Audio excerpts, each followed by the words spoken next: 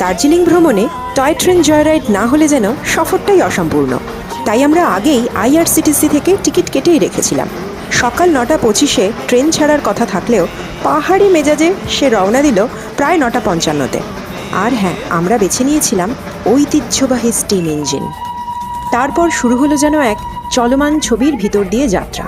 পাহাড়ের কোলে দাঁড়িয়ে থাকা ছোট্ট ছোট্ট বাড়ি, সুউচ্চ পাইন গাছ আর কুয়াশার চাদর ভেদ করে ঝিক ঝিক শব্দ তুলে এগিয়ে চলেছে ট্রেন। জানো, স্টিম ইঞ্জিনের সেই ছুকছুক আওয়াজেরও একটা নিজস্ব ছন্দ আছে। শুনতে কিন্তু বেশ মজাই লাগছিল। যদিও এই জয়রাইডের সময় মাত্র 50 মিনিট, কিন্তু দার্জিলিংয়ের যানজট, স্টিম ইঞ্জিনের কয়লার ধুলো আর কুয়াশায় মোড়া পথ পেরিয়ে পুরো জার্নিটা শেষ করতে লেগে গিয়েছিল প্রায় 2 ঘন্টা। বাতাসিয়া লুপ হয়ে ঘুম। 7407 ফুট উচ্চতায় অবস্থিত ঘুম ভারতের সর্বোচ্চ রেলওয়ে স্টেশন। ঘুম ঘুরে আবার ফিরলাম দার্জিলিং। সঙ্গে রইল পাহাড়, কুয়াশা আর টয় ট্রেনের সেই অমলিন স্মৃতি।